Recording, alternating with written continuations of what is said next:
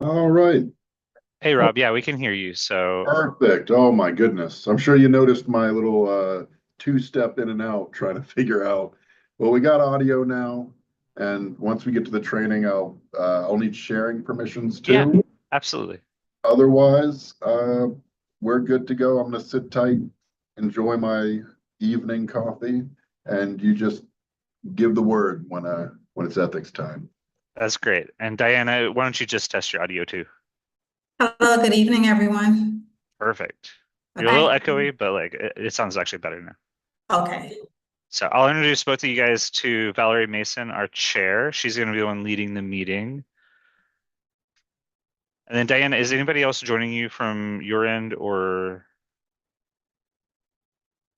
Actually, Benjamin is not able to make it this Oh, okay. evening. He Okay. wants to thank everyone for their work, great work. He has a personal issue he's taking care of. Okay. Okay.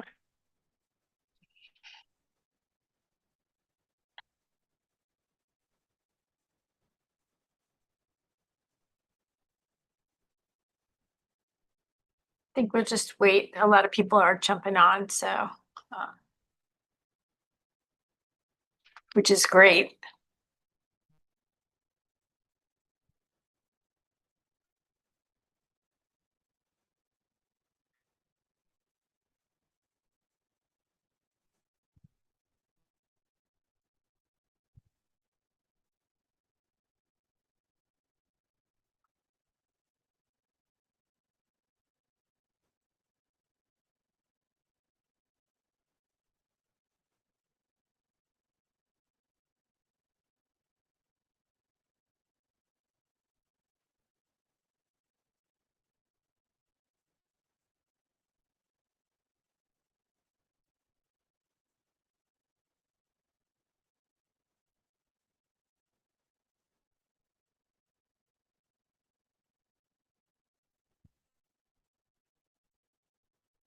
While we're waiting, I'll just tell you that I think everyone received I forwarded the email from Liz Kruger on the Lenox Hill ULERP.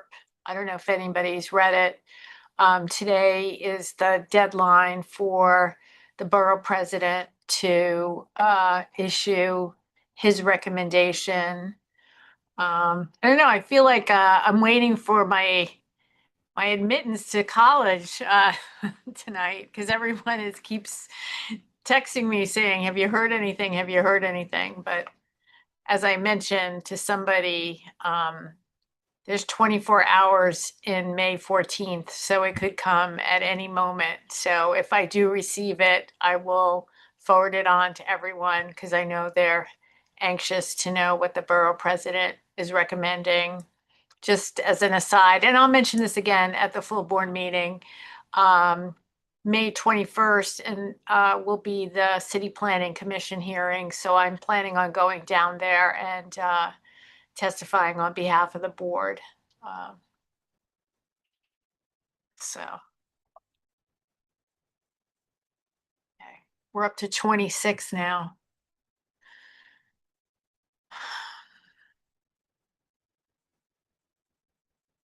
I don't think I see any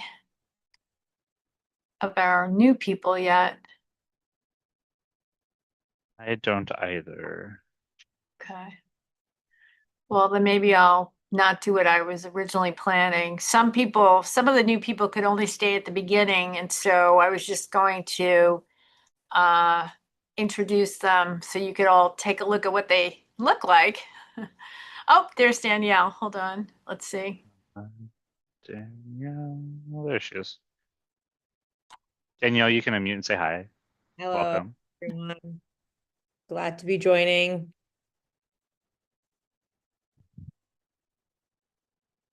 Hi, Danielle. How are you?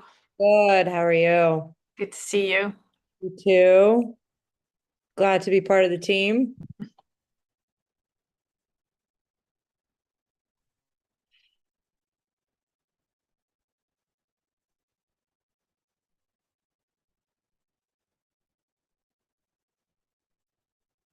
Okay, what do you think?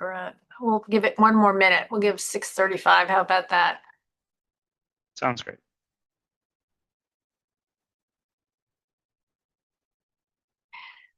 I know you'll all be paying attention when 7 o'clock comes, but if you do have your basketball game on, just pretend like you're watching.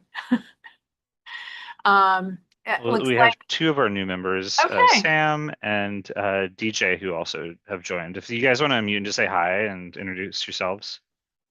Sure. Hi, everyone. Sam Weinberger, born and raised Upper East Sider. Good to be here with you all. Very excited to work together. hi, DJ.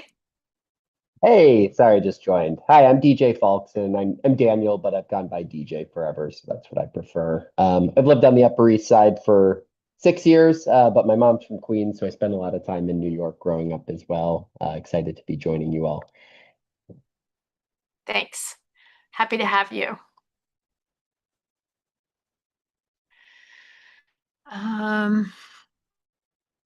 Think on-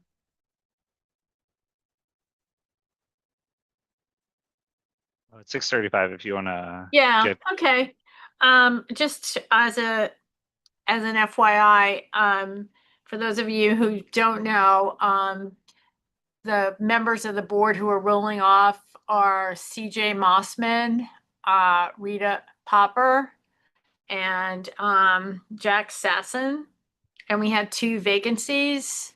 And so that's where Danielle and DJ and Sam, and I believe it's, hold on, I'm gonna say the name wrong, Dylan, right? Is it? Hold on, I just lost my spot. And Miles Fink and Dane Slay are the other 2 new members. I don't know if they're on yet or not. But okay, there'll be plenty of time for us to meet everyone going forward. I want to welcome everyone. And just tonight is an executive committee meeting. And basically, part of it is there were requests that we get a refresher on parliamentary procedure, and we kind of planned this somewhat knowingly, hopingly, that we would have our new members appointed by then so that we could all do this together. And get a refresher on parliamentary procedure. And part of the reason we did it in the executive committee meeting was that I think it's be helpful for many of us who are running committee meetings to have a good feel for what the parliamentary procedure is in terms of setting perhaps debate time, discussion timelines, things of that nature, making sure that the motions are done properly. So without further ado, I will introduce Diana Duncan Ramsden, who's from the project, who will take us through parliamentary procedure. Thank you, Diana, for coming tonight. And I know you'll have a very engaged listening group. So I throw it over to you. Thank you again for coming tonight. Thank you for having me, Valerie, and your executive board. My name is Diana Duncan Ramsden. I'm a professional registered parliamentarian. I'm just looking for my document. And I've been conducting parliamentary procedure workshops through the CEC for the past year, and I'm happy to present it for your executive board. Can everyone see my screen? We can see both your preview panel and your. Okay, let me do the slideshow from the beginning. Okay. That's better. Yeah, okay. So Benjamin Solitaire from the Civic Engagement Commission, he's unable to attend this evening. He sends his regards, and he wants to thank everyone for their participation and for all of the hard work that you do. This evening, we're going to go over mastering effective meetings, tools for productive and engaging meetings and facilitation. A little bit about me. I am a professional registered parliamentarian credentialed with the National Association of Parliamentarians. I've been a parliamentarian with them going on for at least, oops, did I move my screen? For 6 years now. Hold on, let me go back. I'm sorry. I was trying to hide the sidebar. I became interested in parliamentary procedure when I became active at my son's school. And everyone kept throwing around Robert's Rules of Order, but no one actually enacted Robert's Rules of Order or knew what it was. So I did my own research and went to the National Association of Parliamentarians, found out how I can obtain trainings and joined a unit. And then I later became credentialed so that I can help other organizations develop their acumen in parliamentary procedure. I serve on local community boards and I do trainings throughout New York City and across the country, and also for the National Association of Parliamentarians when we have our conferences. And my information will be on the handouts when I send it out to Benjamin, and he would disseminate it to you all. Just a disclaimer, the information contained in these slides are as pertaining to the current edition of Robert's Rules of Order. We're currently on the 12th edition, and please refer to your current state law, corporate charter, and bylaws. So tonight we're going to go over briefly, since I only have 30 minutes, an introduction to Robert's Rules of Order, meeting governance, the role of the chair, role of members, debate decorum, quorum and its importance, motion process. We're going to go over briefly some types of motions and how to handle disruptions if they should arise. So many might be wondering, who is Robert and why does he have so many rules? Henry Martin Robert was actually an engineering officer in the Army. He was active in church and civic organizations, and there was a time when he was asked to preside over a meeting and he didn't know how, and the meeting lasted 36 hours. Since then, he vowed that he will never go to another meeting untrained in parliamentary law. So he prepared a few rules, which were about 16 pages, which developed now into like over a 400-page document. But before that, he realized that it didn't suit the needs of ordinary societies. It only suited the needs of the Senate. So that's when he developed a larger parliamentary authority. And since that time, we're up to the 12th edition, and it's used in many organizations, including this one. 90% of the organizations utilize Robert's Rules of Order. It's based on parliamentary law. It allows everyone to have a voice and be heard, and it allows everyone to make group decisions without confusion. And I stated before, it's used by many boards, clubs, social, nonprofit, and community organizations and legislative bodies. So in order to have an effective meeting, the first thing that we must members need to have in order to have an effective meeting is your agenda. That's the order of business. Most agendas call for the call to order. There's a roll call that's done on the community board so that you can determine quorum. There's also the adoption of the agenda, approval of minutes. This is just standard from Robert's Rules of Order, but there are many organizations, they have on their agenda the adoption of the agenda. Any reports from your officers, like your president, your vice president, definitely your treasurer. Any unfinished business, I see on a lot of agendas where they have old business, but the proper term for Robert's Rules of Order is unfinished business, new business, announcements, and then adjournment.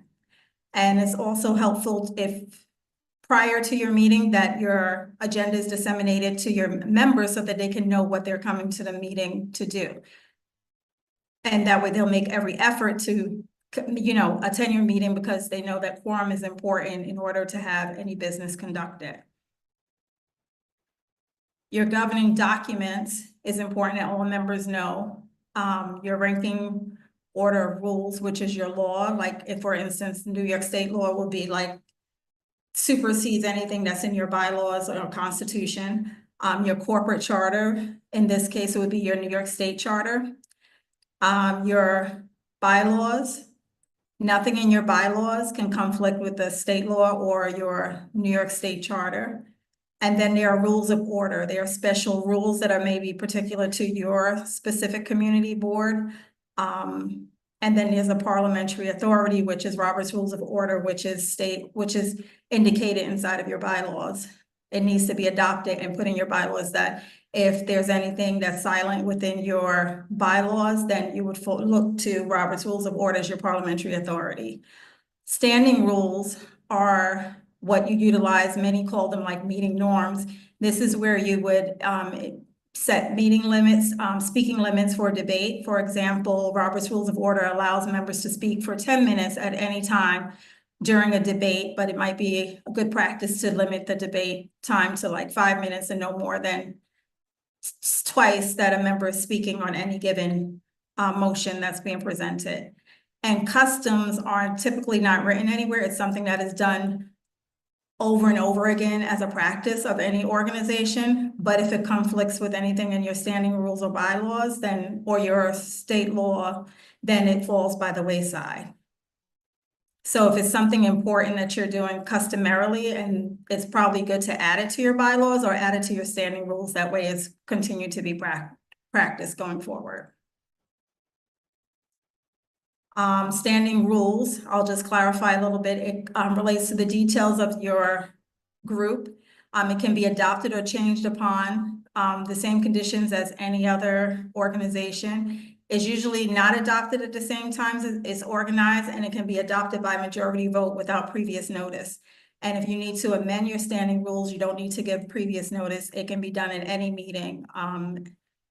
And during can be done at the beginning of the meeting or under new business, and it remains in effect until it's rescinded or amended, and it may be suspended by majority vote. For example, if you have something in your standing rule stating that no member is to speak no more than 5 minutes, then a member can move to suspend that particular standing rule to limit or extend the speaking time just for that meeting.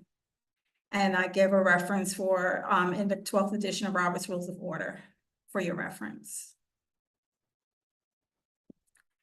Meeting minutes, they're meeting minutes and record keeping. So they're the accurate documentation of motions and decisions. It does not need to be a transcription of the meeting at hand.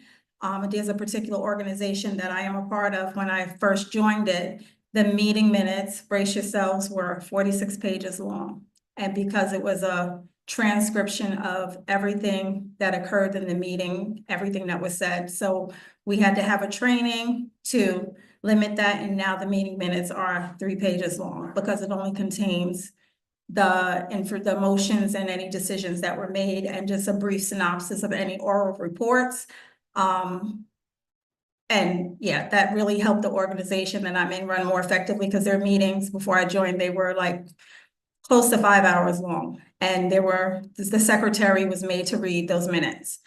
It's the best practice to email them to all members prior to the meeting. Some organizations will email it to their members 5 days before the meeting, but that's something that needs to be decided with your community board and your executive board. And it allows members an opportunity to read the minutes and come to the meeting with any corrections as opposed to reading them aloud at the meeting. But Robert's Rules of Order says that any member can make a motion to have them read during the meeting, but as the presiding officer, you can actually ask for any corrections to the meeting minutes, saying that the minutes were previously distributed. Are there any corrections to the minutes? And if there are any corrections, then it is the secretary would make note. Responsibilities of the chair. The chair is responsible for creating and organizing the meeting agenda to ensure all necessary topics are covered. The chair leads all discussions, and it's best practice that all questions are given to the chair and directed to the chair, actually. And the chair will direct another member to answer if they cannot answer the question. For example, if a member is inquiring how much money is in the treasury, then he or she can have the treasurer respond to that question.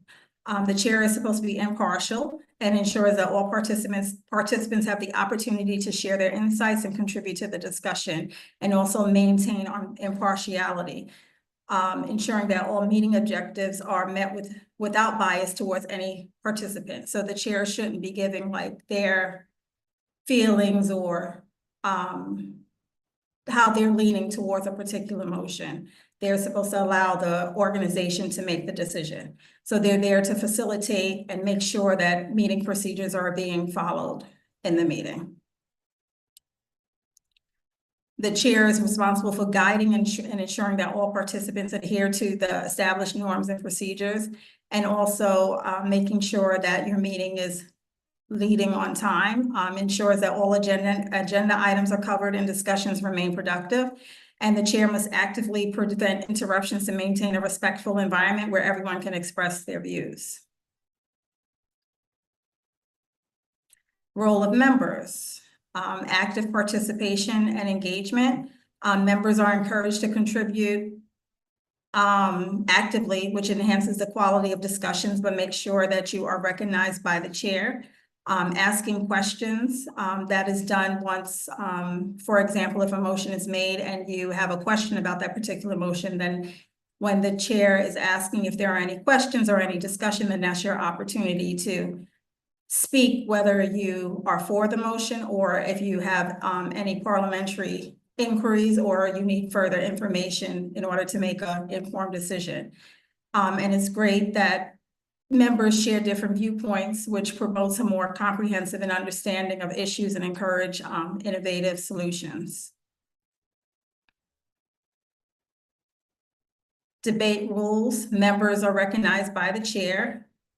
There should be no interruptions allowed. It will be good practice that the presiding officer will, if you have a sergeant at arms on your community board, be ready to help facilitate and maintain order. If a member is continually being, disruptive, then you should have a plan in place to have those members removed if they're not following order. And there are rules and procedures and Robert's Rules of Order, and it may be in your code of ethics on how to handle unruly members. Debate must remain relevant. It must stay on topic, and speakers are limited to 2 to 3 minutes each, and no one speaks twice, no more than twice until everyone has spoken. And debate ends when there are no further discussion or when a member calls the question, which requires a 2/3 vote. So that ends the discussion, but it needs a 2/3 vote by the members in order to end the discussion. Quorum and its importance. As you know, quorum is defined as the minimum number of members necessary for a group to conduct its business. And ensures that decisions are made during the meetings are legitimate. If you don't have quorum, then it's the chair's duty to ensure that members are called, maybe have your district manager or the secretary call members, text them to find out if they're coming. The chair can actually call a recess in order to facilitate this. If you don't have quorum, then you can't make motions. You can give your reports, but if there are any recommendations within those reports, then they can't be enacted on if you don't have quorum. And it also allows the majority's voice to be heard and represented in your decision-making process. So it's not like it's only like 2 members that show up and they make decisions for the whole organization, which would not be fair at all. The chair is responsible for confirming that a quorum is present. There are methods for confirmation.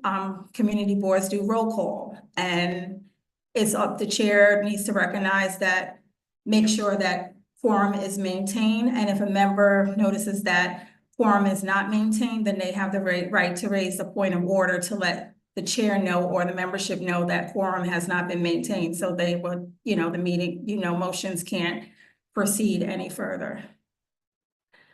If a quorum is not present, the meeting can be postponed and decisions cannot be made legally. So you can postpone until the next meeting, or you may call a special meeting in order to have important business to be conducted. Implications of not having quorum, not meeting quorum makes the meeting invalid and causes potential legal and operational issues. And lack of quorum may undermine the organization's perceived legitimacy and authority in decision-making processes. So it's important that quorum is maintained at every meeting. So now we're going to get into briefly the motion process. main motions and their purposes. It's an opportunity for members to introduce new business items for discussion within the assembly. Understanding main motions help in structuring discussions effectively. And main motions guide the focus of the meeting, ensuring participants stay on topic and that decisions are made efficiently. So steps for making a motion. After obtaining and being assigned the floor, there are 6 steps to a motion. So a member needs to be recognized by the chair. So they would stand or raise a hand during the virtual time if you're on a virtual meeting.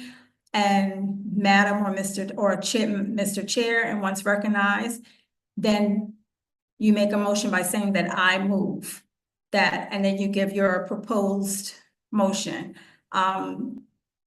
It's not a motion if you say, well, I think we should do this. That's not enacting on business. You have to say I move in order for it to be a motion. And another member would second it.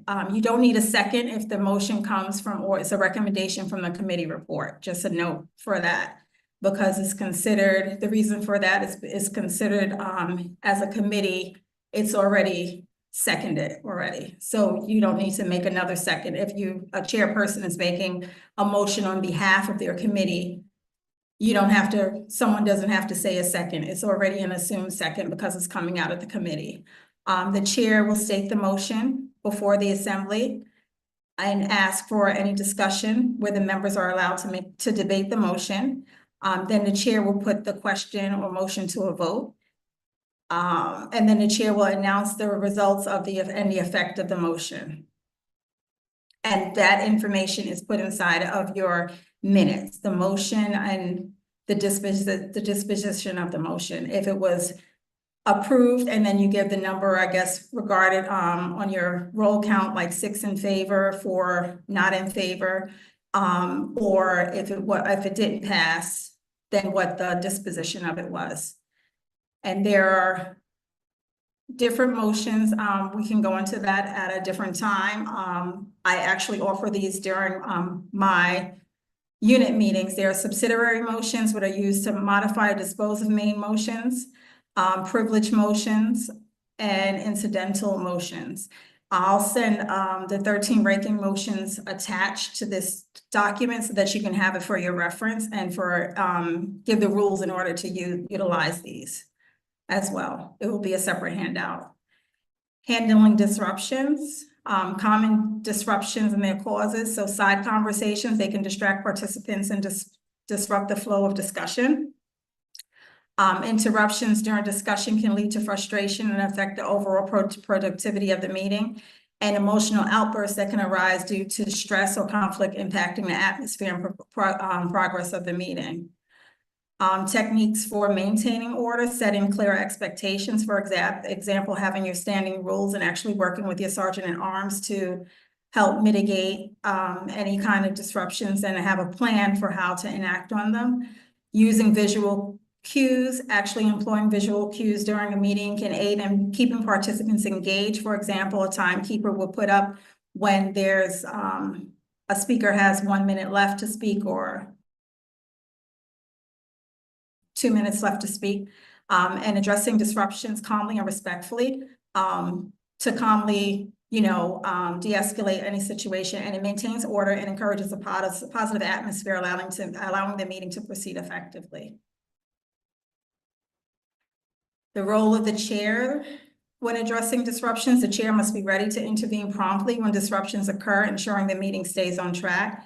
And the chair has a key responsibility to remind all members of the established rules to maintain order. And the chair should create an atmosphere of respect, allowing all members to express their opinions freely, but also while maintaining order. So some common pitfalls to avoid is ignoring proper procedures, neglecting quorum and record keeping, and allowing dominance by individuals. Let's see. Some resources that are great for you to utilize. There's Robert's Rules of Order in Brief. That is great as a meeting you can have as a meeting member.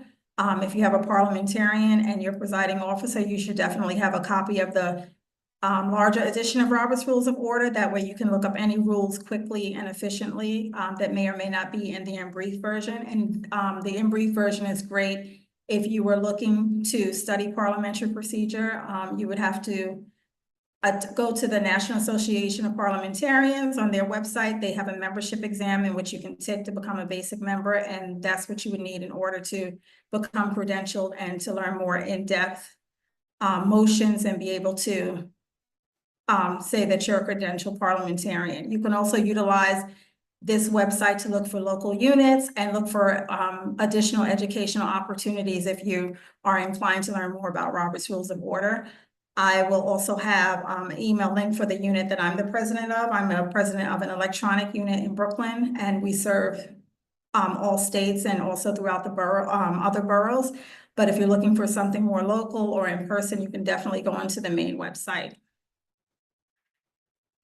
So in conclusion, understanding Robert's Rules of Order is crucial for conducting meetings that are organized and efficient. Clarifying roles within meetings helps ensure everyone contributes effectively to the decision-making process.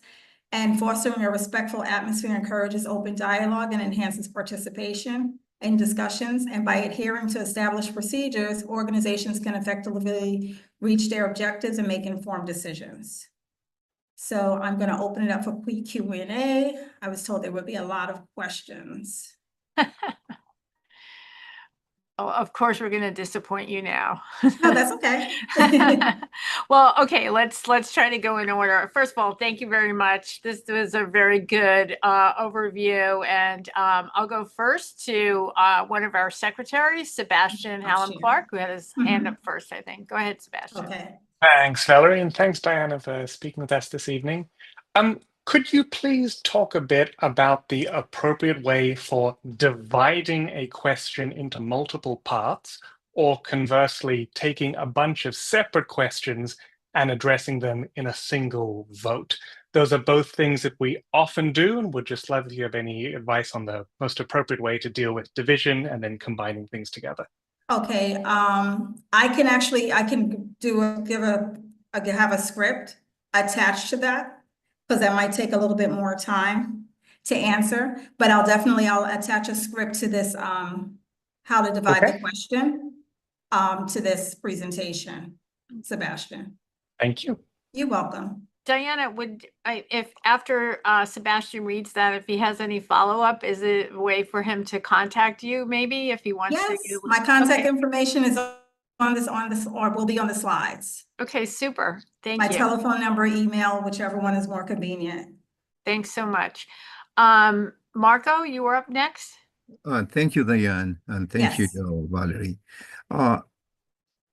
The chair has to be in favor of the project, against the project, or impartial. The chair is supposed to be impartial. When the chair votes during your roll call, but if a chair wants to make a debate on any particular motion to give, what their feeling is, then they would have to relinquish their seat to the vice president, so that until the motion has been passed. That's the proper procedure. Okay, so he or she has to be impartial. He or she is impartial, correct? Thank you. Okay. Lori, you're up next. Hi. Okay, thank you, Diana. Just following up on something that Marco said. So I'm confused about this. Does that mean that the chair is not supposed to vote on anything? I mean, if you say that she's supposed to be impartial, or he's supposed to be impartial, does that mean he can't vote? The chair is allowed to vote. In community boards, they're allowed to do the roll call vote. In Robert's Rules of Order, they're only allowed to vote when there's a ballot vote to maintain impartiality. A chair shouldn't debate on a particular motion. If a chair would like to debate on the motion, then they should relinquish their seat to the vice president until that motion has passed. So, okay, go ahead, Lori. Yeah, well, yeah. So I mean, I'm saying, I guess what I'm asking is,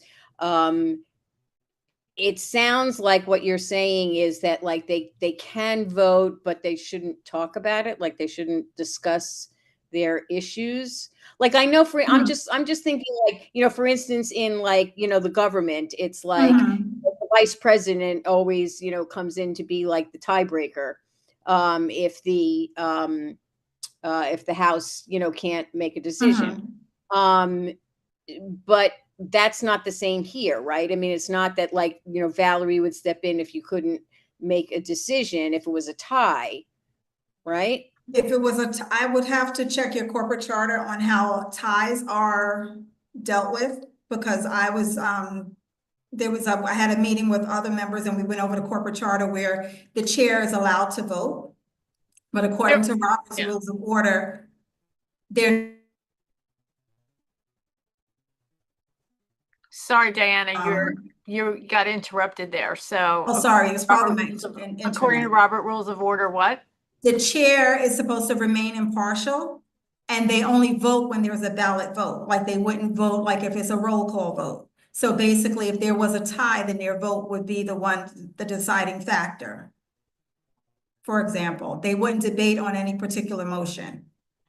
Yeah, okay. I think our bylaws are actually a little bit different in that regard. I mean, I think Chuck is nodding his head. Yes. I mean, the chair is allowed to vote in our because we're a full member of the board.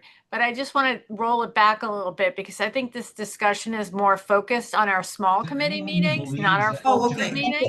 I actually had another question about that. Oh, go ahead. Well, but let's stay on this and then you can go. But I think that's sort of we have committee meetings as opposed to our full board meeting, and we have co-chairs. And so I think maybe some of this questioning is directed towards if a chair has a view on a particular subject, they step away, or I mean, No. Under committees, the chair is considered a member of that committee. The chair is a member of every committee, is an ex officio member of of all committees except for the nominating committee. So under small committees, the chair has every rights of every other member, then they can actually speak on a particular motion. But in a full group assembly, the chair is supposed to be impartial. The chair of a committee can actually participate and make discussions in a meeting. Okay, Lori, go ahead. You have another question? No, I have one other question, which is about quorum. Is quorum always 50% of the registered members of the group? Robert's Rules of Order doesn't have that 50%. I've only seen 50% in like government and in educational. I'll send you the proper reference, but it's the minimum number required in order to conduct business. So any organization can pick a number as long as it's at least over the majority. Yeah, I just want to say organizations adopt 50+1 because that's considered more than the majority. Our bylaws address that. Chuck, if you want to talk about it, go ahead. Listen, we have the charter and our bylaws that say 50% of over 50% of the board. We have 50 board members. We have to have 26 board members for a quorum. That's the proposal, and that's the rule. Right. Okay, and that's why that's why it's so important that people show up in person to our meetings, because we have to have that going forward. And I was going to say the quorum should be stated within your bylaws, what the quorum is. It is. I'm letting you know, Robert's Rules of Order, they don't necessarily utilize that particular formula. And what about committees? That's the other thing. How is there a quorum issue on committees? I believe it's half of the amount of the people that are registered to be on the committee. Yeah, it's the same thing. Yeah. In the committees. But because it operates a little bit more loosely in the sense of everybody is a member of the committee. So if we have, everybody who shows up can be a quote unquote member of the committee. So if you have identified yourself as a member of the committee, but you don't show up and somebody else shows up, they can count towards the quorum of the committee. Right. Yeah, Diana, we have an unusual thing that any board member can show up to any committee, not the committee they're appointed on, and they are entitled to vote and participate. So that's Okay. why Valerie's saying they would obviously count as in the quorum Okay. too. Okay, Thank you for that. I think last question, Anthony, you had your hand up. Yes. Actually, though, my questions were just answered. So How thank you. about that? Yeah. Admirable restraint. Yes. Anybody else with any other questions? I mean, Diane, I really appreciate that you're going to send us your slides and make yourself available for Follow-up maybe questions, a little yes. bit of individual tutorial questions. So we really appreciate that. No worries. And we thank you very much for coming this evening. And thank you for having me. And tell Benjamin we missed him. I will. All right. Have a good evening, everyone. Thank you. Thank you. And in the interim, one of our new members, Miles Fink, has joined us. You want to raise your hand, Miles, so people can see you? Welcome. Hello, how are you? How are you all tonight? We're doing well. So we're going to call on you for the next parliamentary procedure, and you're going to educate us. No, just kidding. Okay. I don't want to scare you on your first meeting. Okay, so moving right along, we're going to go to our COIB training, and we've got Rob Casimir with us. And so, Sure Rob, do. I will kick it off to you and say welcome and thanks for waiting. And we're ready. No problem. So first off, thank you for the introduction. I am Rob Casimir from the Conflicts of Interest Board. First order of business, Alex Kipp, the Director of Training, sends his regards. He couldn't be here tonight to regale you with all the wild and wonderful tales of ethics or a lack of ethics in city government, but he promises he'll do it next time. Tonight, we're just going to do, I want to respect your time. We're going to do the quick and dirty Community Board, Chapter 68, ethics overlap, right? So I'm going to talk about the big ticket items, the prohibitions, things to keep in mind. And I'm also, it seems like there was a little bit of questions about this. I'm going to get into very basic voting rules and quorum and how the chair should act under Chapter 68. Now, look, I'm sure you got all your Roberts rules and your protocols you're doing. I'm just going to tell you what the ethics board requires of you. Before I do that, though, as a public service, I should let the community board know that currently the Celtics are up 8-4. You got your fix there, so just give me 5 more minutes. Maybe a little look away from the screen for a little bit. And I promise I'll be quick. Here we go. So when we talk the conflict of interest law, Chapter 68, the whole idea is not to jam people up, trip people up. It's actually a positive message to the public, right? The public doesn't necessarily, maybe more so with you at the community boards, but for most public servants, people don't know the people working for the city. They don't know if they're good guys, bad guys. They don't know them from anywhere. So the idea is by having and promoting, this rigorous ethics code, it sets a floor for public servant conduct. It means it doesn't matter what community board you're at, doesn't matter if you're at the Department of Buildings, the Fire Department, COIB, Department of Finance, wherever. They all have certain minimum standards of integrity that you can rely on, that you can trust. A lot of white papers have shown that this sort of approach, building trust in this way, does lead directly to more service seeking, more interactions with government, people coming forward for the entitlements that they are, I'm sorry to say, entitled to. Basically, the ethics law is there to make all of our jobs easier and make the public trust us, right? We want to make sure that when people see us, they know that we really are serving our community and not 80% serving our community and 20% hooking ourselves up, all right? Let me make this bigger here. How's that look? That'll work. So, if you ever have any questions about this stuff, because like I said, I am going to go quick, but if you have questions, not only will I, of course, send this PowerPoint, and you should have already gotten an FAQ packet that goes through in more detail the whole Chapter 68 suite, but you can, in fact, as community board members, reach out to the free, anonymous, confidential, one-on-one advice on any of this. So you ever don't know how to handle something, you don't know if you're supposed to vote, or, oh, can I represent my side business in front of the CB, what do I need? Questions come up, right? Especially, community boards, they have new members, that sort of thing. We don't want you to ever feel like you should wing it or just go, I heard through the grapevine, this is how we handle something. We want you to go ahead, pick up the phone. Don't even have to say what community board you're on. Don't even have to say your name if you don't want, but get free legal advice from the COIB. If we tell you to do something, look, you can hang up the phone, never talk to us again. That's that. I'm not logging, tracking, recording. But if you call up, we're very happy to put all the advice in writing. You can take it back to the CB, show the other members how you're doing it. Look, at the end of the day, we want to prevent conflicts. All right, most people, 99.99999% of people working for this great city, they're working hard, they're getting their check, they're involved with their community, they're involved with their hobbies, their families, their friends. They don't have time for bribery by and large. So we want to make sure no one steps on that landmine, no one wings it, no one's getting bad advice. So again, this hotline here, been around since the 80s. We get thousands of calls every single year from 55 plus different agencies and all the community boards. So again, it's a look before you leap. That's what we're here to do thing. Now, let's talk voting a little bit. So let's say you have a conflict. That is to say, a matter before the community board actually affects your financial interest or a familial interest. How do we handle that? You know, I have a personal interest in this thing. Well, you may discuss in all roles, right? You may discuss, hey, I want you to know, as you know, I own a bar on this particular block. This is directly going to affect me.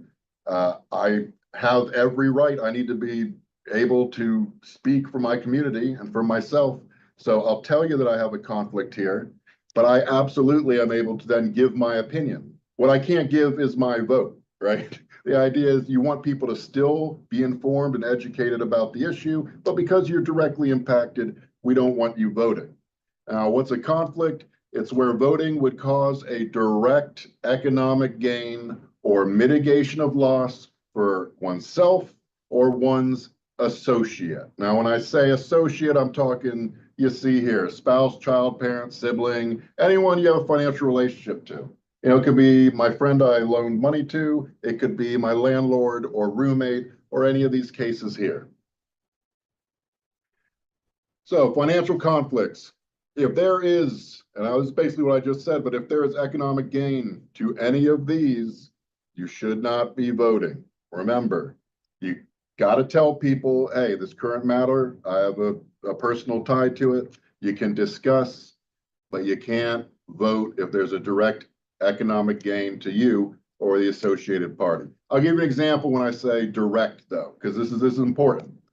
Let's say I got a tiki bar, right? Look, blame it on Alex, okay? He thinks this is like a cute thing, I think. So, okay, he's got a tiki bar, and I'm serving on the community board, and a matter comes up that affects my tiki bar, you know, directly affects it.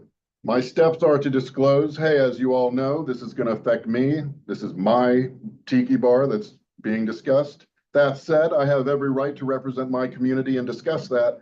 But no, I could not vote on a matter that is going to affect my own interests. Now, how direct is direct, right? Let's say I own a tiki bar in the community, and now there's someone trying to get a liquor license for their own tiki bar 1 block away. Can I discuss that? Can I say I think it's a bad idea? Can I vote on that? Yes, actually.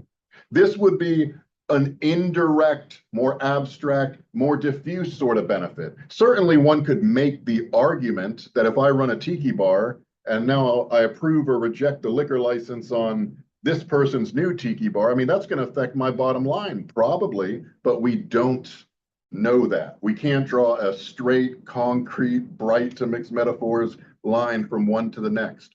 So with regards to my own interests, disclose, discuss, don't vote. A related, maybe corresponding interest that's a bit more indirect, you may vote. I mean, you're here for your judgment. Another example, let's say I'm sitting on the board of MoMA, right? And MoMA shows up. I disclose, hey, I'm on the board there. I discuss, I give my expertise. I do not vote given my interest.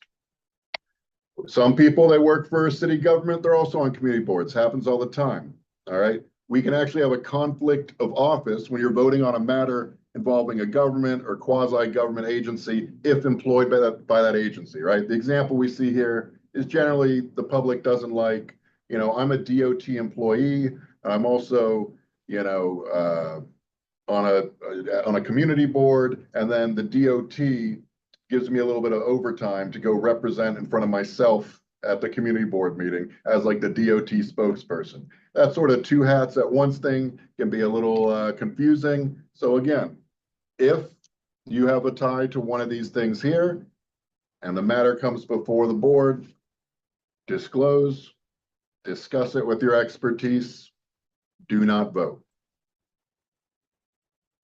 And again, this is just because we don't want that situation of people going, wait a second, the government is paying Rob to go represent transportation, but then he's also presenting to his own transportation committee that he's sitting on. You can see why this would cause people to question our integrity or our fairness. Anyway, I've hit this one to death, but I think you can see it's a simple concept. Disclose when you have a direct economic benefit or it benefits one of your associates. Discuss it with all your expertise, and please do not vote. Now, this is something I heard a little bit of in the last session. I didn't quite get all of it, but keep in mind there's Robert's rules, and then there's, I think someone pointed out, it's the city charter, chapter 68 also plays into some of this. So when it comes to community board chairs, okay, if a matter for a vote poses a conflict for the board chair, you're still going to follow the 3 Ds. Disclose, discuss with your expertise, do not vote. However, you have the added thing of you can't chair the entire meeting where you've recused yourself. Don't ask me, that's how they do it, right? Committee chairs, so as opposed to the overall CB chair, committee chairs, if a matter for vote poses a conflict for the committee chair, you do the absolute same thing. You also can't chair the entire meeting. And actually, as an additional restriction, feel about this how you will, but this is what they determined. You cannot serve as the chair of a committee if you have to use your, hey, I have a direct connection, disclose, discuss, don't vote. If that's happening 3 or more times in a 12-month period, or again, you're employed by a government agency, you can't be that chair. I mean, it's a 12-month period. If 3 of the times we get together, you can't participate at all in any of the discussions, that's going to be a little bit of a problem.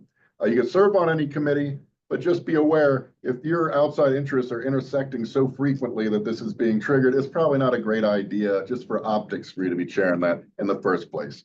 Now, a quick thing about tabulation of votes, conflicts aren't going to affect quorum. So it seems like we were figuring that out in the last session, the quorum numbers and what you need and all that. I'm just telling you that if people have to recuse themselves, step away from voting, that's not going to affect quorum. So in a quorum meeting of 26, right, hypothetical, a matter's up for discussion and vote.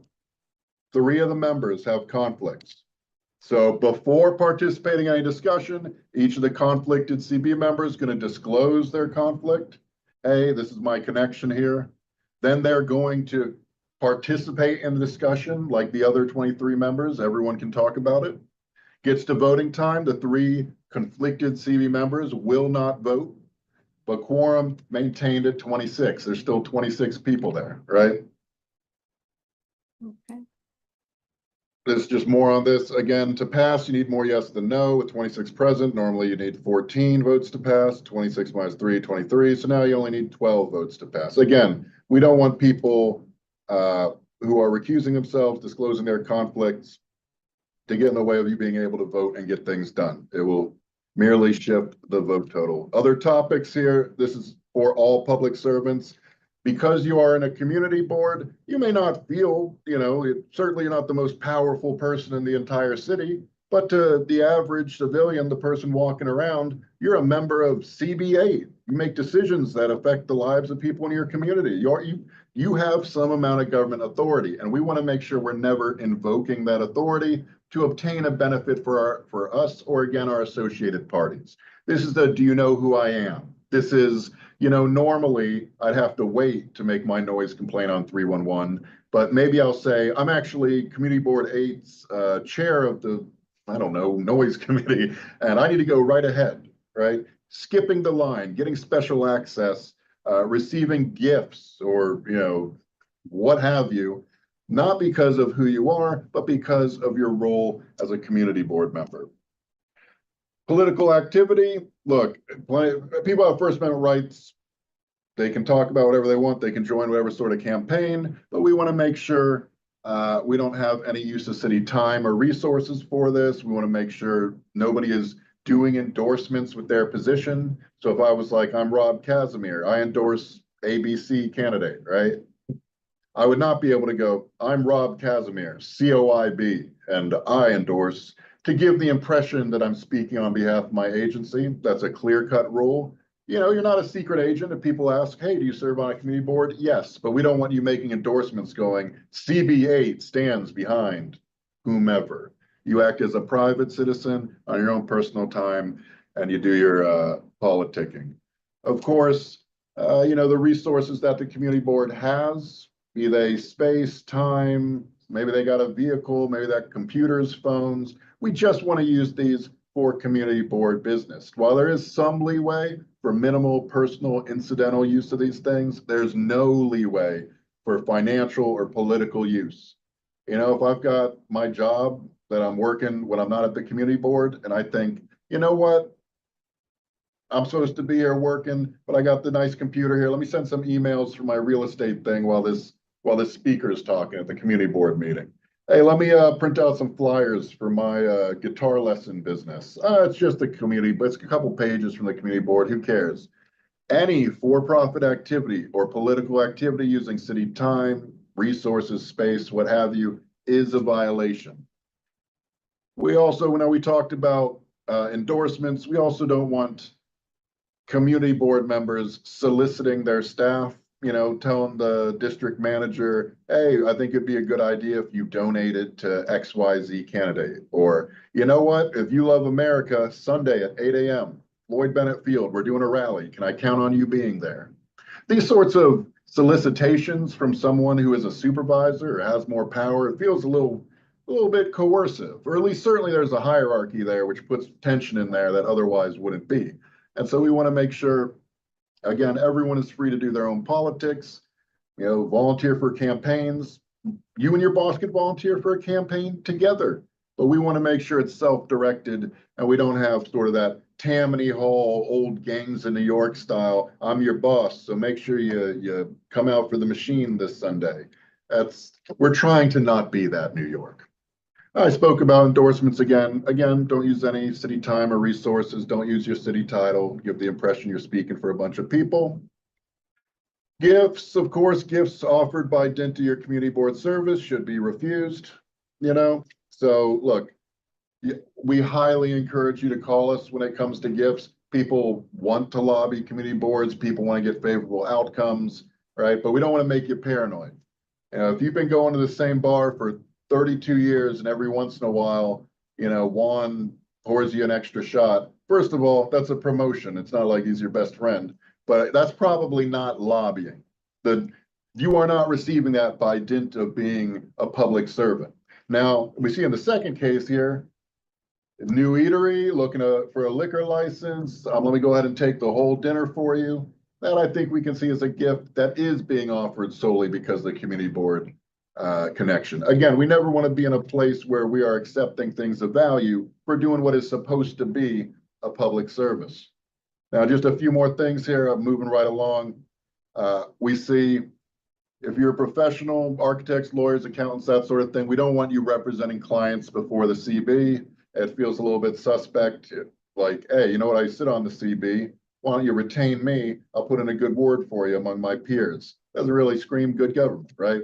Similarly, the staff, the committee board, they do a lot of important work. We want to make sure that we don't have any, again, political solicitation, but also financial solicitation. Let me loan money. Hey, you want to, loan anything, loans, leases, Susus, March Madness, lotto pools, fantasy football, business ideas, property purchases. Look, if you're a supervisor, if you're on the board, we do not want the power you have to get mixed in with sort of financial thing. We don't want a district manager that owes money to a board chair and now that's affecting work, right? We want good governance. We want things to be objective, unbiased, and fair. And if the board has financial ties to its own staff, we can see that gumming up the works a little bit.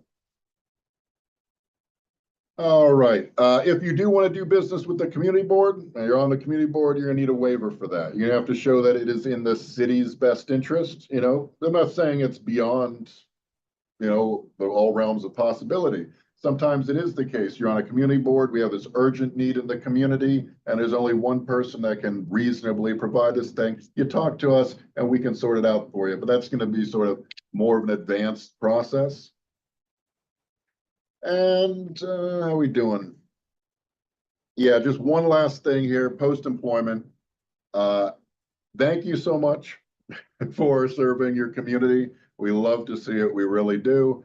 But you should know, and this is the same for every 300,000 plus people in city government, you cannot appear before your former community board on behalf of a private firm for 1 year after leaving the agency. We don't want this thing where I'm on the board one day and a week later, everyone's paying me to represent in front of the board. City council went back and forth on this. Some people thought, a cool off period was inappropriate. Other people thought it should have been a 10-year cooling off period. We ended at 1 year for you. So again, we thank you for your service. When you leave, you can still participate as much as you want, but you can't be making compensated appearances. Now, I thank you so much for giving me this time. I will once more push you to that number right there, the 212-442-1400. We're there Monday through Friday, 9 to 5, unofficially 8 to 6, but don't tell the lawyers I said that. The idea is we're here to help you. It doesn't help anyone in the city. It doesn't help any of our communities. It doesn't help our decision makers and policy makers if people have preventable ethical issues. So again, if anything you heard here sparked something, of course, you could throw a question up in front of everyone, but I highly, highly encourage people to go the route at their leisure where you can sit down when you're comfortable with the phone, make the anonymous confidential call, get the information you need, get it in writing if you'd like that, and really get peace of mind so you can focus on the important work that you really are doing with these boards. So that's my bit. What else have we got? Okay. Hi, Rob. Thank you. Thank you so much. Before I throw it open to go to the other board members, I just wanted to ask you a question because one of the last trainings we had, we were told that if you're a member of the community board, and let's say you're the president of a neighborhood association or something like that, you can't really come before the board in your capacity as the chair of that neighborhood association and make a comment. You can always comment in the discussion, but you can't come and present on behalf of the other organization. So you didn't really discuss that. So I'm just bringing that up. Well, let's see. Of course, I would say any individual scenario, because there are it's apples to oranges sometimes with the different organizations and the for-profits and the nots and all the different protocols there. I would always encourage people to call and figure out exactly what their rights are. I will say if the appearance, again, is on behalf of private clients, we know we can't do that, but you're saying from a neighborhood. Right. Right. You know what?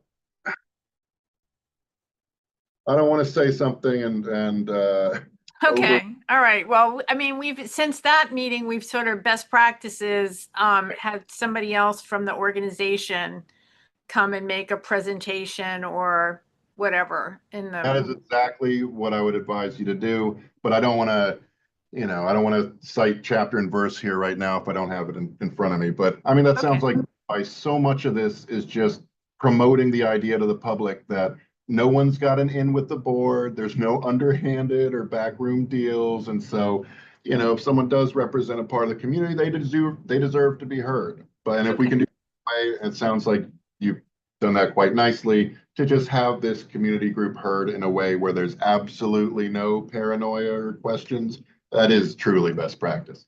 Okay, thanks. Okay, we'll go to Barbara Rutter first and then Sharon Pope Marshall. Go Mm-hmm. ahead, Barbara. Am I unmuted? Yeah. Yes. I have two quick questions that sort of I have seen. One is if I'm president of the XYZ charity company, if I have correspondence, not only internally, but I may thank a speaker that came to my committee, am I allowed to indicate I'm Barbara Rutter, president of the XYZ charity, www, and so on and so forth? Or is that something we shouldn't be doing? You know what? I think that's one of those things, and I genuinely, sincerely apologize for how monotonous I'm sure this answer will become. But that is one where it's all in the details. I mean, certainly we would encourage you to call with sort of the statement you'd like to make, because we can see a difference between, like I said, you are a person who has expertise and experience, and you need to be able to cite that, of course. But then we also have people that try to put their feet over the line little bit, and it turns into an advertisement or an intimidation type, things like that, right? So if you do think that your affiliation would be relevant to a discussion with another firm, I just give us a little 30-second call, clear exactly what you'd like to get into, and then move along. Okay. You have a second question, Barbara? I know you said that if you have a conflict, you can talk about it, just don't vote on it. What about as chair creating a committee meeting that's directly associated with something that you may have a monetary benefit for? Wow. I suppose. Even if you don't preside over it, but you've been involved with. I mean, that is a very good question. The minutia of that, I truly, I don't think I'm familiar enough with the structure of the board to get into that. I will say it sounds very unusual, right? Because if you have a direct interest, not only should you not be voting, but we see on chairs of committees, you have to leave for the entire session once you recuse yourself. And so it seems odd that someone would, put together a meeting that then they would have to be absent for the whole entire community. Like it just seems, it seems odd. I'm not sure the answer to that one, but again, I'm sure our CB specialist here could work through that if that is something that's actually occurring and feels off. I always say if something does feel off, give us a call and confirm, essentially. That sounds odd is what I'll say. Thank you. Okay, Sharon, up to you. Thank you, Ron, for that presentation. I'm a little bit disappointed that we're not secret agents, but okay. You might be. I mean, it sounds that's what a secret agent would say, isn't it? Okay, you got me there. Listen, I have two questions for you. The first question is, let's just say that you're on a community board, for an example, you're an attorney.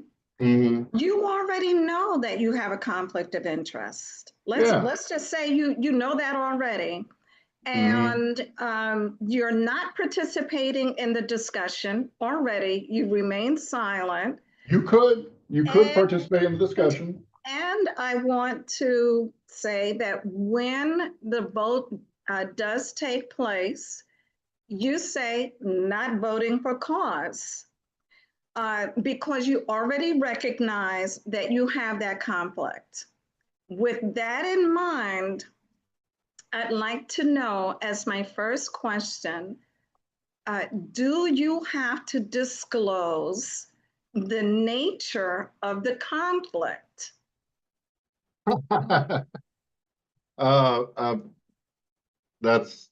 I will say the purpose of the disclosure is so that you can provide the perspective underlining the testimony you're then about to give. I mean, I do think it would sort of fail to function if you just went, so I do have a conflict, You don't need to know what it is around this. Anyway, here are my opinions. Generally, No, not my, no. You're not, you did not participate in the discussion. You have remained silent, as an example, and you already know this. So when the vote happens, you say not voting for cause. Look, whether or not you talk, that's merely you waiving your discussion rights. But if a matter is before your board or your committee that you have a direct association with, you do have to make the disclosure. And then, recuse yourself from the vote. Yeah, and I actually think that's the way we've been doing it for quite a long time. That Sounds you good. go ahead, Sharon. I think you had another question. Yes, I did. And Valerie, actually, we've gone a little bit back and forth because I have heard that there are some committee members, community board members who think you don't have to disclose, and others who did think that you do have to disclose. And that's why I was seeking clarification. That's fine. I just know that when somebody identifies themselves as not voting for cause, we do ask them exactly why they're not voting, and we put that in the record. So if somebody's not voting for, I mean, that's all I'll say. Go ahead. You can go to your second question. Yeah. My second question is, I'd like to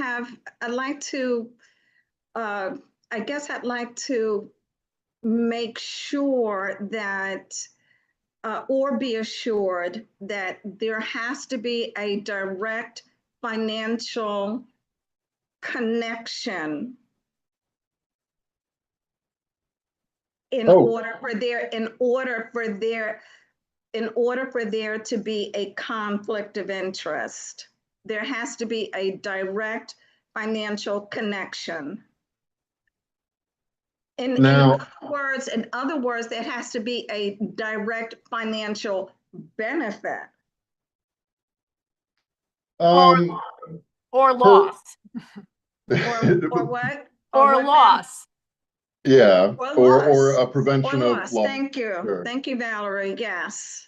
Generally, right, like the way this stuff works, and trust me, I've been at COIB for 15 years. I saw this debate rage on, and it's simply too difficult to play the game of going, well, I think in the future, if we approve or don't approve this will affect my interests in XYZ way. So again, as a basic rule, what we look at, clear cut, is, are you taking an action or not taking an action that will accrue a benefit or prevent a loss for those, again, associated parties. Now, if you are, this is where we get a lot of calls, right? Because that's easy for me to say right here. Here we go. There we go. That's easy for me to say right here and right now, right? But when the actual world, your association is going to be more or less tenuous, more or less, fully locked in. And so it's probably going to be some gradient between a direct one and an indirect benefit. And that's the sort of thing where I think safety first. If you're not sure if this matter does or doesn't affect you as defined by Chapter 68 directly, then you should be picking up the phone as a leader in your community, getting that sorted out, getting it in writing, if anything, if you have these concerns, because probably other members will have concerns if you have it. And then just having, again, the paperwork, the knowledge, the confidence that you're doing the right thing, and that the board has essentially looked at your situation and determined direct or indirect. I'm not saying people can't do it on their own, best practices, but if you wanted to. I'm not referring to if there's any ambiguity. There's always ambiguity. I'm referring to the fact that, I'm referring to the fact of whether we're using the threshold of a direct benefit or loss. So that is the guide. I'm just trying to reconfirm that.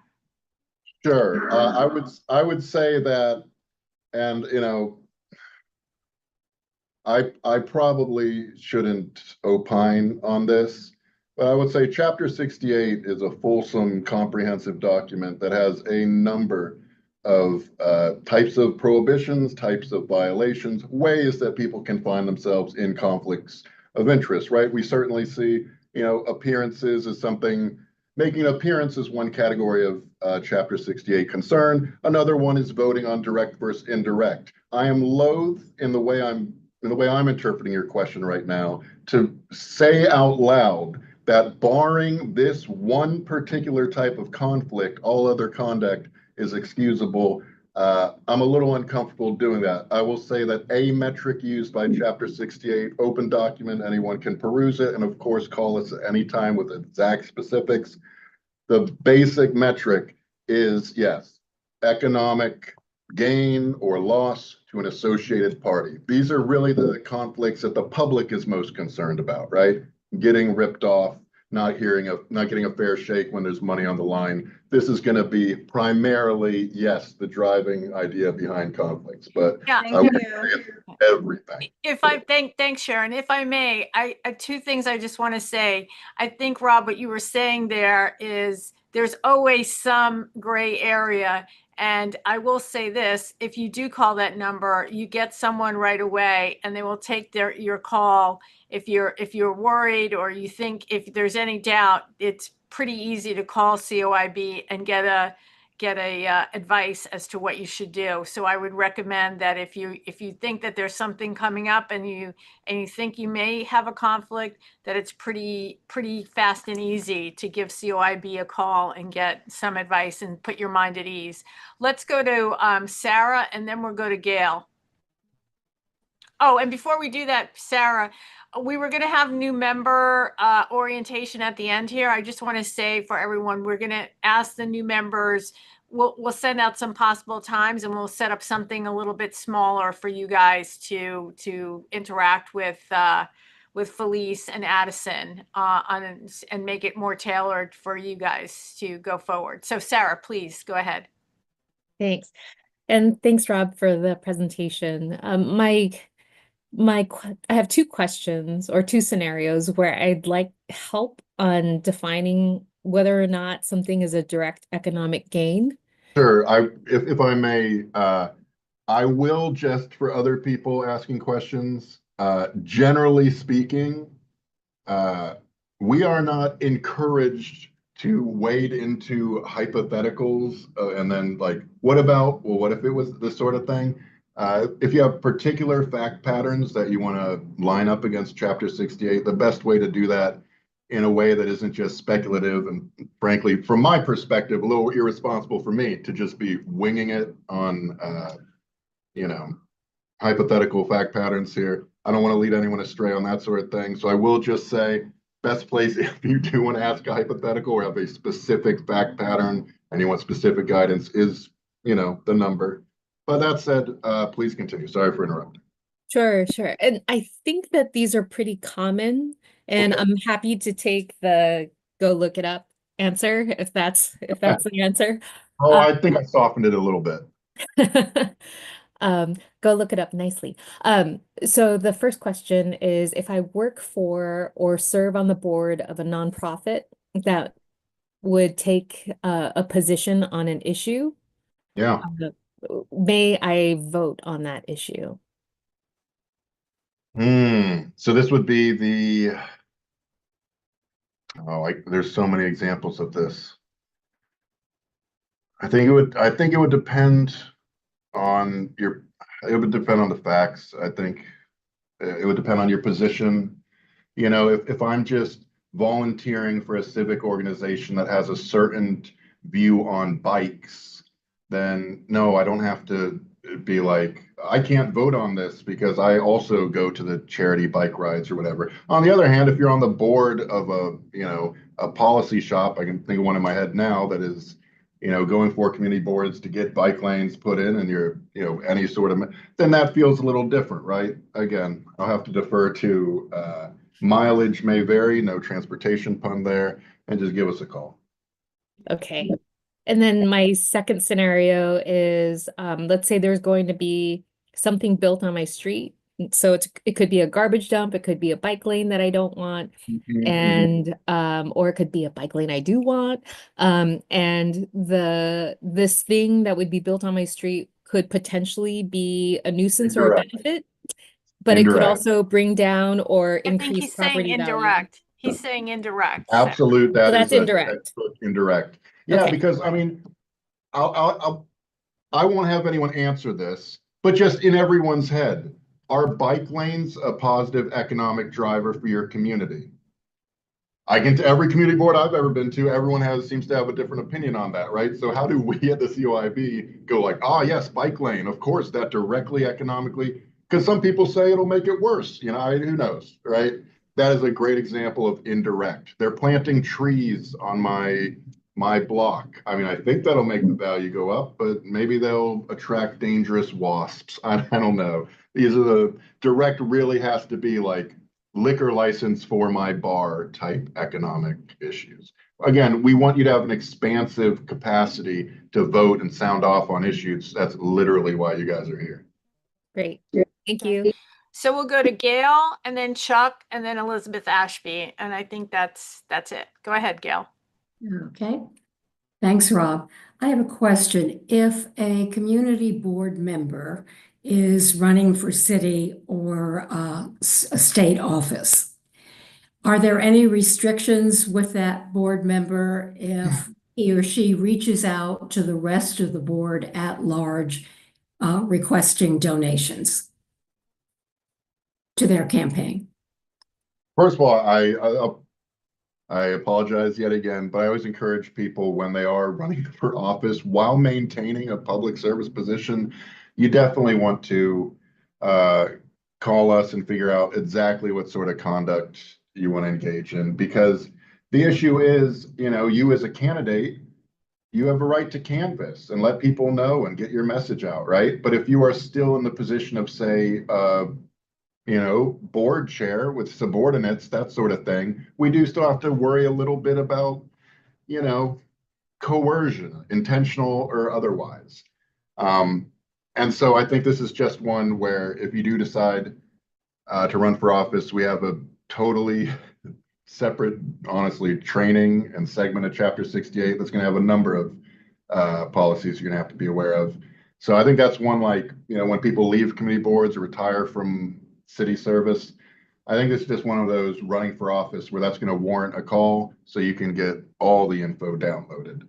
As to the particular thing about approaching your board, again, it's tricky because we don't want you soliciting anyone that you have any public power over. Even if you're like, I'm just doing it as a candidate, I'm just handing flyers, it may not read that way to the people whose terms and conditions of employment you can affect, you know, like a district manager or something like that. But if it's not that way and it's just a matter, a person on the board is running for an office, they may not know all of their fellow board members, but they have the board member list, and they just sent out a solicitation for donations and support. Yeah, gotcha. There's not any direct relationship, if I understand. I will say that any campaign stuff, just on the resource level, no community board time should be used for like political solicitation, using community board email to do essentially a campaign email or let people know about campaign events. This stuff is prohibited for what it's worth. So again, if you're on your own time, you're on your own resources and among peers, you want to let people know you're running, you know, informally here, your job is to get the message out. But we just want to avoid, again, any use of city time, city resources, or any sort of pressure that we might put on people that, you know, serve beneath you. Thank But, you. go ahead.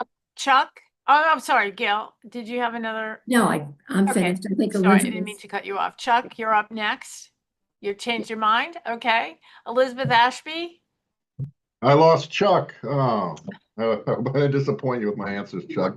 I'm trying my best. Okay, I will admit we have incredible experts on the ins and outs of community board law here. So that is why I walk by, you know, Jeff, Claire, I mean, these guys, they really know what they're doing. So as much as possible, I try to point people. We're paying them to be experts, so I want to make sure someone's talking to them, you know? But what's our next question? Go ahead, Elizabeth. Unmute yourself. Elizabeth, you lowered your hand. Did you not want to speak? Oh, boy. Yes, I have a question on gifts. Yes, ma'am. In this rose, we didn't know what to do, and I'll describe it. Several years ago, after a meeting, a few of us went out to dinner, nice restaurant, went in it, had nice dinner. And at the end, the owner very kindly said, "Thank you so much to the community board." He'd recognized us because we'd voted for his sidewalk cafe. And he wouldn't give us a bill. And of course, he was getting nothing for it. It was already over. It wasn't a bribe. It was a very kind and nice thing. A gratuity. And we unfortunately felt that we couldn't accept it, and we figured out as best we could what we owed him and left the money on the table. But I also felt very uncomfortable, so as if I was insulting him for doing something wrong, but being just appreciative of something behind him. He got nothing for it, so it was no bribe. And I wondered really what is a kind gift in gratitude post action. Is that, should we have done what we did and leave the money on the table? Well, Miss Ashby, good news, you handled that absolutely appropriately. So as to your question, and you know, this is actually something that there's a lot of differing opinions on. There's different policies on this when you go to different jurisdictions. But the way we do things here in New York, right, is, yeah, you can't take bribes, but also you can't accept what we call gratuities, right? So, and bear with me here, the bribe is, I'm going to give you something ahead of time, then you make the determination, and now I'm happy, right? A gratuity is you made your determination, and now after the fact, someone wants to come to you and say, hey, I really appreciated what you did, not just with my words. Let me put my money where my mouth is. This dinner is on me. It would be an honor. And I don't think there's anything wrong with this person making this offer. I mean, it's a beautiful thing if people appreciate their public servants, their community board members. I mean, you're doing something good for the community, and it would be nice to see the community appreciate it, right? And in other jurisdictions, you're allowed to do that. But here in New York, you know, the board tells me this all the time. It's a little bit, has a little bit of a sharp edge, but they say how awkward your obligations under Chapter 68 are is not really a concern for the city of New York. And it drives me crazy because we do get these offers coming in, and it's always just people being nice, people being sweet, people wanting to show their appreciation in a real way. And unfortunately, for all 300,000 plus New York City public servants, we all have to say, oh, that's okay. You know, I'm a public servant, so this is my job. Or, you know, service is its own reward. Or, you know what, could you know, write a nice letter and we'll deliver it. And maybe my supervisor, of course, not a community board, so you don't have to deal with this. But for the rest of us, it's like, oh, you wanted to get me, buy me lunch, buy me dinner, bring in a coffee in the morning. That's so sweet. But unfortunately, people already are entitled to these services without even an additional penalty, or without even one additional penny put in. It comes from a good place.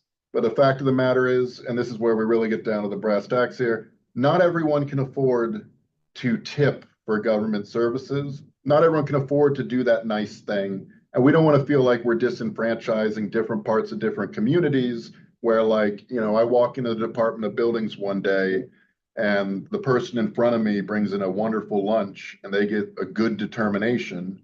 And now I walk up and the guy tells me my building's condemned. And I start thinking like, oh no, I should have bought this guy lunch, right? It's as a prophylactic measure. It's got nothing to do with the individual circumstances, but as a citywide prophylactic measure, we got too many people, too many agencies working with so many billions of dollars. And we want everyone to feel like they got an equal shot at outcomes. And so I know it's awkward. I know my explanation is way too long-winded, but I thought a lot about this, and that is why, even in that case, even if it feels like you're offending them, you got to go, I can't take it. I got to remain objective and fair, you know? Well, it looks like Chuck has changed his mind, so I'm going to call on Chuck for the last question. Go ahead, Chuck. It's not a last question. I'm just moved by this last discussion because I've always felt that these conflict of interest rules, it's also what would be an appearance of a conflict or absolutely something. And I think that's what Rob, that's the point you were making. And I think that is something that you have to refuse because it's the appearance of it, even though it's after the fact. And that's someone who's going to come before the board again for something at some future time, just like all the restaurant people do. So I think you can't, I think you're absolutely, I think that's the right call. Well said, Chuck, and not just the part that agreed with me. I think that so much of what we do is the appearance, right? People don't know us, so all we can do is show them that we're doing the best we can and avoiding situations where there's even an inkling of, well, wait a second. We don't want any, well, wait a second type situations with the people watching us do our work. Yeah, appreciate that. Okay, I think, Rob, I want to, again, thank you for participating in COIB Jeopardy. You answered all the questions. I'm so sorry.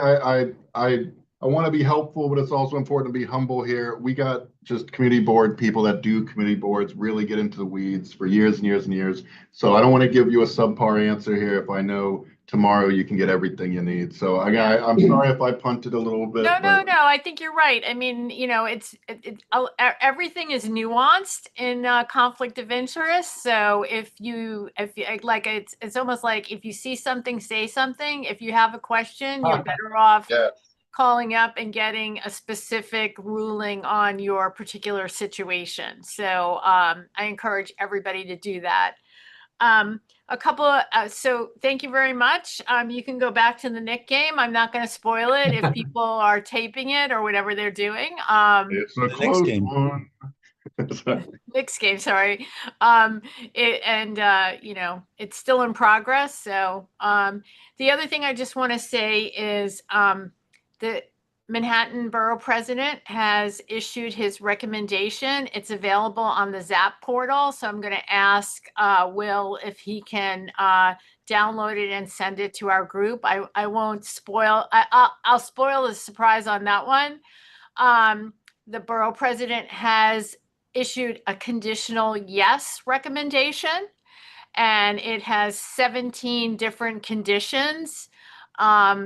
So some people might say yes with conditions is like a no and unless, but that is available now for everyone to look at, and will do me a favor and send it out when he can download it, because the Borough President's office just emailed me to say that they can send me the actual copy later, but it is available on the portal. So, but I can tell you at this point, that is the recommendation. So we move on to the next step, which is the city planning hearing, and then the city council person will be getting involved. I'm not that he hasn't been already, but the discussions are ongoing. So that's it for the official business of the meeting. Barbara, do you have something you want to raise?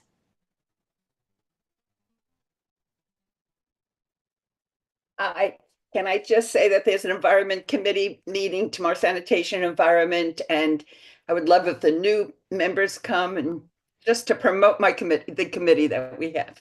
Oh, that's great. Thank you. Not a conflict, is it? No, no, that's perfectly acceptable and a good point. And we'll get Felice and Addison's availability, and then we'll try to find a convenient time for the new members and us to get together on a Zoom call and answer everything else. Is there a motion to adjourn? Sure. No move. Okay. All right. Thank you, everyone. Appreciate your participation. And we'll see you next week at full board. Thank you.